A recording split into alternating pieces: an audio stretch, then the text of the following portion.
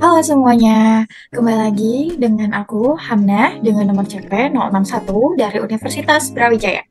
Oke, pada kesempatan kali ini, aku akan memperkenalkan kepada teman-teman tentang sebuah pembahasan yang mana ini merupakan pembahasan yang kita akan temukan praktiknya, terutama pada UDU 16. Oke, kita langsung saja masuk ke pembahasan berikutnya.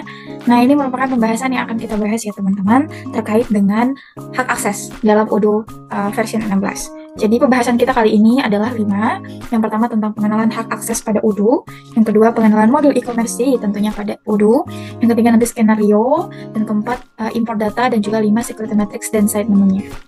Oke, yang pertama adalah pengenalan hak akses pada UDU. Kita bahas dulu ya, apa ya ini ya pengenalan hak akses atau security matrix juga itu ya pada UDU. Jadi ini merupakan fitur yang kita temukan pada UDU. Kita bisa melakukan fitur ini itu dengan tujuan untuk melihat role-nya sebuah akun atau perannya sebuah akun gitu ya. Apakah dia bisa membuat, ataukah dia bisa mengedit, ataukah dia bisa hanya membaca saja, atau dia juga bisa membaca, mengedit, dan mengupdate juga menghapus sebuah dokumen gitu ya. Jadi dokumen-dokumen ini yang akan membentukkan role-nya ini yang dikehendaki oleh seorang admin. Nah, di mana admin ini nantinya akan membuat peran-peran role user tersebut. Gimana kita juga bisa mengubah ketentuan yang ada atau disesuaikan dengan kebutuhan sebuah perusahaan. Jadi, nanti fungsi dari security matrix ini adalah mempelajari berbagai konsep, prinsip, dan standar untuk merancang dalam mengimplementasikan aplikasi, sistem operasi, dan sistem yang aman. Nah, kayak gitu ya. Jadi, manfaatnya itu security matrix ini tentunya kita akan dapat mengatur akses menu, tab, field, button di berdasarkan group. Lalu juga kita bisa mengatur akses mode dengan cara akses mode seperti create, read, update, dan delete. Lalu kita bisa mengatur akses recordnya juga gitu berdasarkan dengan suatu data gitu ya. Oke, kita lanjut dulu ke pembahasan selanjutnya, yaitu e-commerce ya. Teman-teman bisa pahami bahwasanya e-commerce pernah dibahas dalam video yang sebelumnya, tapi kita bahas secara singkat saja. E-commerce ini sering kita dengar juga sebagai toko online gitu ya, atau segala sesuatu yang melibatkan pembelian, penjualan, dan melakukan transaksi online, atau seperangkat teknologi dinamis ya, dengan bentuk sebuah aplikasi dan proses bisnis yang menghubungkan bisnis, konsumen, dan masyarakat yang melalui e-commerce dalam pertukaran barang, jasa, dan informasi secara elektronik. Jadi transaksi e-commerce ini dilakukan melalui sistem web khusus yang dapat menerima pembayaran untuk produk gitu ya. Dalam e-commerce yang kita pakai saat ini tentu Odoo ya. Jadi kita akan coba di Odoo, dan Odoo sendiri sudah punya modul e-commerce gitu ya. Oke, kita masuk ke dalam skenario-nya. Jadi di sini saya sudah membuat sebuah skenario. Oke, skenario adalah ada seorang karyawan ya namanya Edward. Dia merupakan karyawan di sebuah perusahaan e-commerce, dan pekerjaan Edward ini adalah dia melakukan koordinasi, perencanaan, dan mengarahkan semua karyawan bekerja sebagai editor desain website toko e-commerce-nya gitu. Jadi Edward ini merupakan kepala divisi di bidang itu, yang mana berarti dia kepala divisi di bidang desain website gitu ya. Lalu Edward ini dia punya anggota yang melakukan pembuatan desain dalam segi bagian bukan saja gitu ya. Jadi ternyata namanya dan dia itu adalah Jacob ya, Jacob. Lalu Bella dia merupakan seorang karyawan yang menerima informasi atas pesanan pelanggan. Nah ini di sisi lain ya, di divisi lain sepertinya karena dia melakukan dia menerima informasi dari pesanan pelanggan. Dan ketika Bella sudah melakukan pembuatan pesanan, Bella akan mengkonfirmasikannya kepada manajernya sendiri yaitu Charlie. Berarti Charlie ini dan Bella ini di bidang yang sama. Ya karena Bella ini punya manajernya Charlie. Dan di sisi lain Alice yang akan menerima informasi terkait barang yang dipesan. Sehingga Alice bisa memberikan kebutuhan penjualan melalui akses stok gudang perusahaan tersebut. Jadi Alice ini punya akses kepada stok gudang. Yang mana ini menjadi kata kuncinya ya. Oke. Kita masuk ke dalam import data. Nah, jawaban dari skenario tadi akan kita sajikan dalam bentuk import data, yang mana import data ini kita akan masukkan ke dalam Odoo-nya. Oke. Nah, ini adalah import datanya. Jadi kita sudah buat 5 user. Kita akan buat 5 user dari sistem Odoo-nya nanti.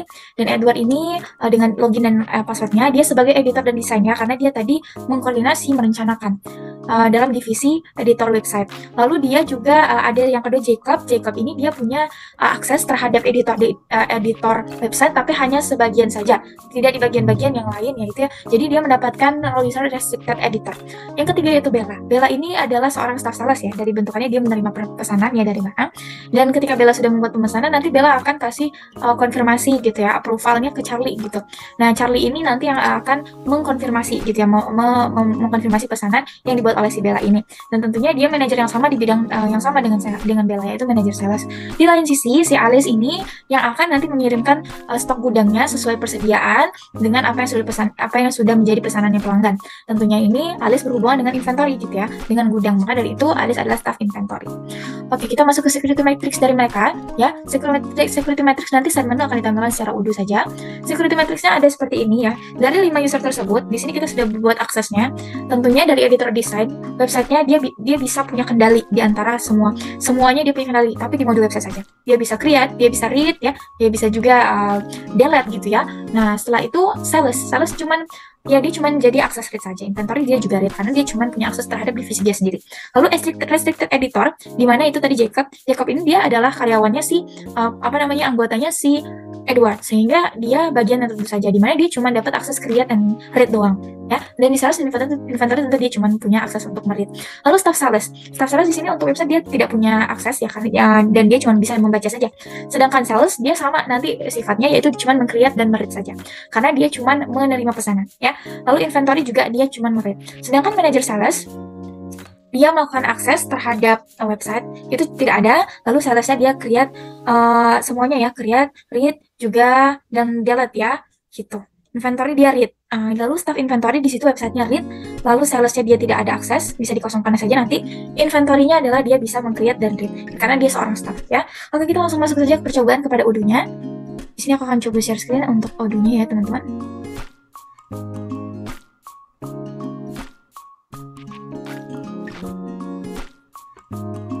Oke, baik. Sekarang kita sudah masuk ke dalam halaman salah satu Odoo ya. Di sini misal admin, di mana admin ini dia merupakan sebuah akun yang mana dia ini penting karena dia memegang hak kendali penuh dan dia adalah super user. Di mana super user ini dia penting atas semua pembuatan user dan tapi dia tidak bisa sembarangan dipakai untuk transaksi. Oke, jadi dia ini merupakan super user. Kita masuk ke dalam usernya, untuk membuat user kita ke settings. Oke, atau kita masuk ke user and companies ya.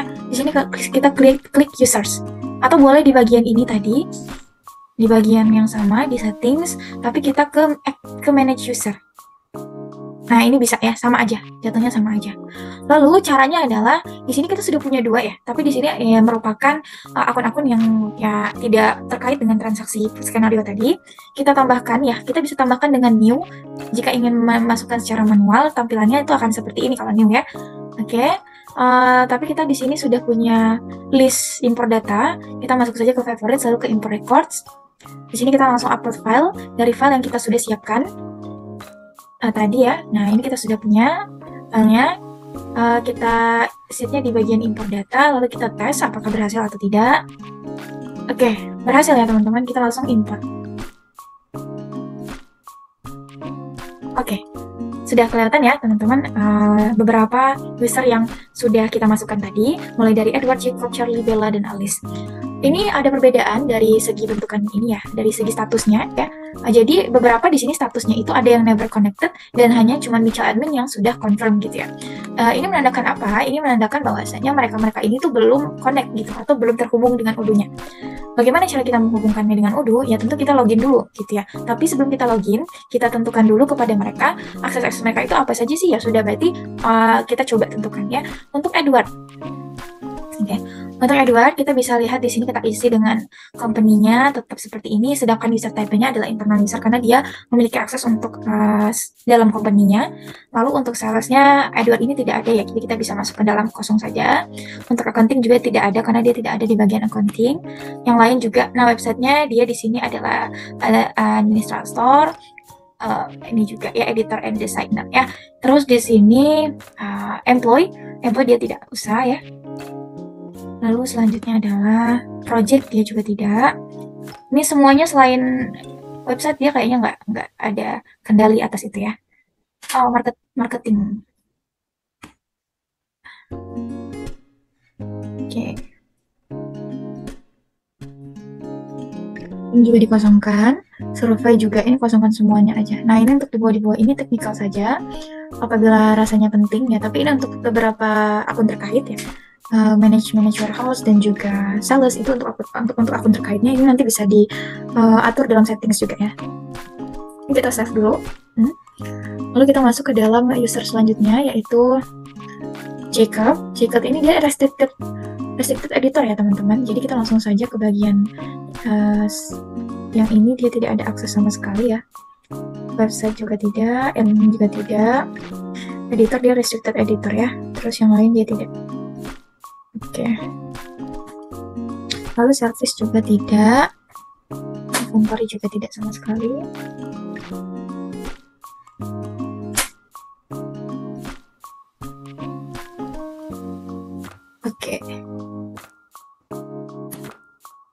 Oke, kita save, kita lanjut ke dalam user yang lainnya. Ini tidak ya, maaf. Oke, Alice ya. Alice di sini adalah seorang staff inventory, di mana dia cuma punya akses atas inventory saja. Berarti dia di sini yang lainnya nggak usah. Dia cuma sebagai pembaca saja ya. Kalau misalnya dalam yang lain, kalau pembaca read itu berarti dia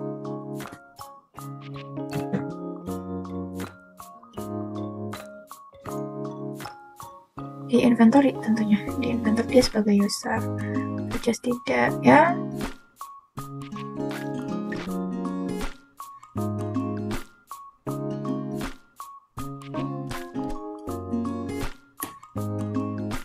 Oke, sudah, kita save.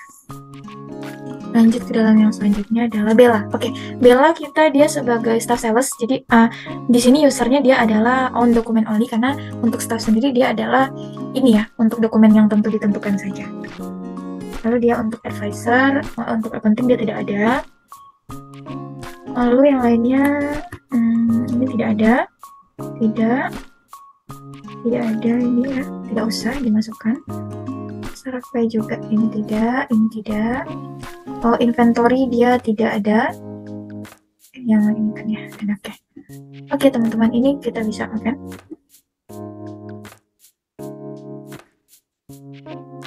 Nah ini dia. Oke. Di marketing dia registration desk ya. Jadi karena dia itu bagian on document only, jadi ini ada kesinambungan antara registration desk-nya. Lalu kita lanjut ke dalam Charlie. Yang terakhir adalah Charlie. Charlie di sini sebagai manajer manajer sales. Jadi dia di sales ini kita masukkan ke dalam, ini berarti dia user all document. Untuk accounting dia kosong semua ya aksesnya.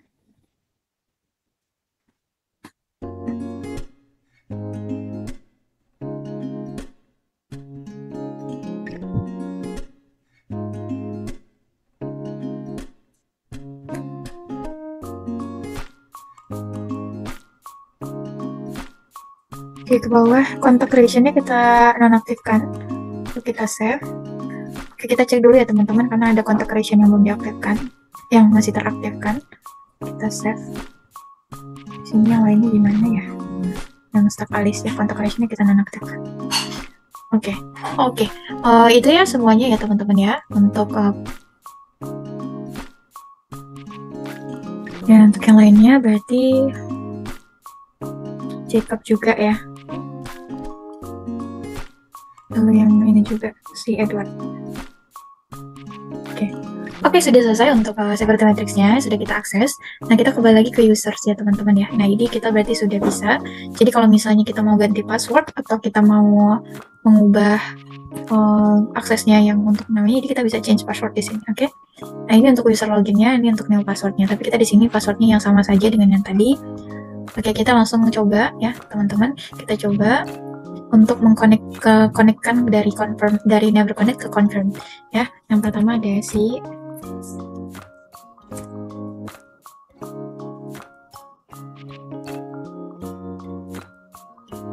ini, kita sudah coba masukkan. Oke, ini dia, kita ketemu sama Edward ya. Sudah selesai untuk Edwardnya. Ini Edward ini merupakan seorang website ya, jadi dia itu editor website ya. Oke, di sini dia punya akses ya untuk site-nya juga, homepage, menu editor, content page, blog post, product, event, terus juga reporting analytics, visitors juga fact view. Jadi sini dia bisa menganalitik ya, kita bisa lihat ya.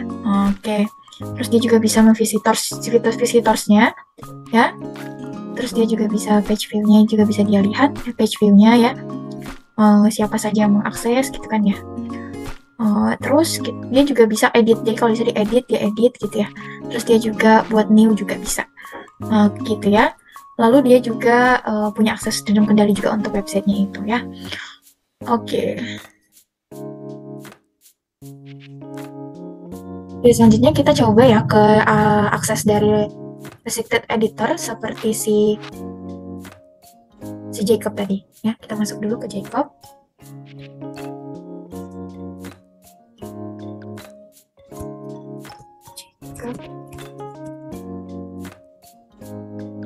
Oke, Jacob ya. Coba login.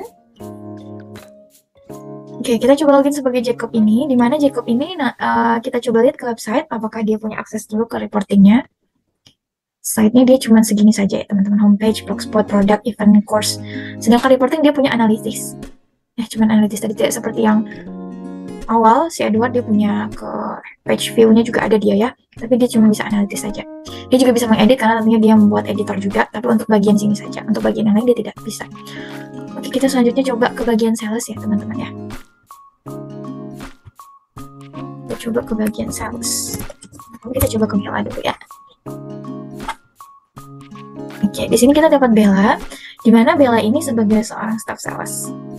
Ya, oke, kita bisa lihat di sini Bella dapat orders, bisa orders, quotation, orders, customer dia bisa bikin quotation, juga bisa bikin untuk customersnya juga dia bisa lihat di sini, tapi dia tidak bisa menambahkan customer ya teman-teman, karena customer bisa ditambahkan hanya oleh manager saja. Lalu to invoice ada orders to invoice juga ada, dia bisa di sini dia bisa mengekspor saja, orders to upsell juga. Produknya di sini juga dia bisa lihat produk varian dan price listnya. Untuk seorang Bella ini dia cuma bisa membuat quotation. Oke, gitu ya. Oke, setelah itu kita coba langsung ke dalam akun yang lain dalam bidang sales juga, yaitu Charlie. Oke, di sini Charlie ini punya kendali yang cukup banyak sepertinya di sales ya. Kita bisa temukan di sini untuk sales, dia bisa quotation, dia bisa bikin, untuk orders dia juga bisa, untuk customers juga ya. Oke, di sini dia bisa tambahkan ya teman-teman ya. Untuk Charlie dia quotation, orders, customer, produk dia juga bisa, terus produk varian juga dia bisa. Oke. Oke, aku mau revisi lagi perkataan aku sebelumnya. Tadi kan aku bilang di sini manajer bisa untuk menambahkan produk gitu ya. Bukan produk ya untuk produk, tapi di sini tidak bisa teman-teman, karena yang hanya punya akses itu adalah administratornya dalam sales. Sedangkan Charlie ini dia cuma user dokumen, all dokumen saja. Bedanya dengan Bella sih, kenapa sih kalau Charlie ini dia tuh bisa mengakses orderan yang lain gitu, dia bisa lihat. Kalau misalnya Bella dia tidak akan bisa lihat gitu, dia tidak akan bisa lihat semua dokumen itu. Dan Bella tuh cuma bisa membuat new saja. Sedangkan Charlie itu dia bisa melihat apa saja produk-produknya, data-datanya segala macam dia bisa lihat. Ya, dia bisa lihat. Oke, kita coba ke bagian yang selanjutnya, yang mana ini menjadi bagian terakhir juga dalam Telemetrik ini adalah si Alice ya, Alice ini bagian inventory ya teman-teman. Untuk staff inventory sendiri, Alice ini berperan dalam overview-nya sendiri. Dia bisa receipt juga ya, receipt dia bisa untuk delivery orders, returns dia juga punya akses. Oke, lalu operation dia bisa di inventory adjustment, transfer, scrap, run scheduler. Lalu untuk produk dia bisa di produk sama produk varian. Tapi di sini dia tidak bisa menambahkan produk. Dia tidak bisa menambahkan produk karena dia aksesnya sebagai dia sebagai user saja ya, untuk inventory-nya. Jadi dia tidak punya akses terhadap ini. Yang bisa dalam produk inventory ini adalah tim dari manajernya sendiri atau administratornya. Begitu ya teman-teman ya. Terus ada yang aku tambahkan sedikit untuk revisinya ini adalah, kita coba tambahkan sedikit. Oke, kita masuk dulu ke misal admin. Aku mau tambahkan penjelasan sedikit terhadap settingsnya ya. Oke, di sini kita bisa ke settings dulu. Terus kita bisa lihat di sini ada user company, kita bisa lihat ke groups ya. Nah, kita bisa lihat ke grup, di sini ada grup-grupnya dari sales, purchase, recruitment, event, access to sell-nya gitu. Oke, di sini bisa kita lihat ya. Oke, Oke, website pun juga bisa kita lihat di sini. Extruded editornya. Kita bisa lihat di sini Extruded editor itu kan tadi cuman Jacob saja ya. Ternyata di sini kenapa ada Edward gitu ya?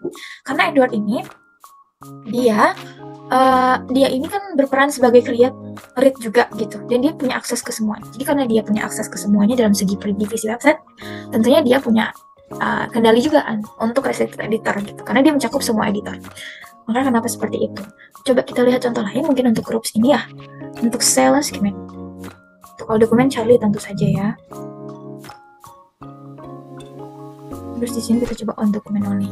Nah, di sini Bella seharusnya, tapi Kak Charlie punya akses. Karena apa? Karena dia manajer. Tentu dia punya akses yang cukup tinggi untuk hal-hal seperti Bella gitu ya. Dan dia pasti punya pencakupan seluruh dokumen. Oke, itu ya. Mungkin secara singkat penjelasan kali ini. Mohon maaf dari aku jika ada kesalahan. Terima kasih untuk teman-teman yang sudah menonton. Mungkin kalau ada kurangnya, mohon dimaafkan. Silakan komentar jika ada yang mau ditanyakan. Sampai jumpa di kesempatan berikutnya. Dadah!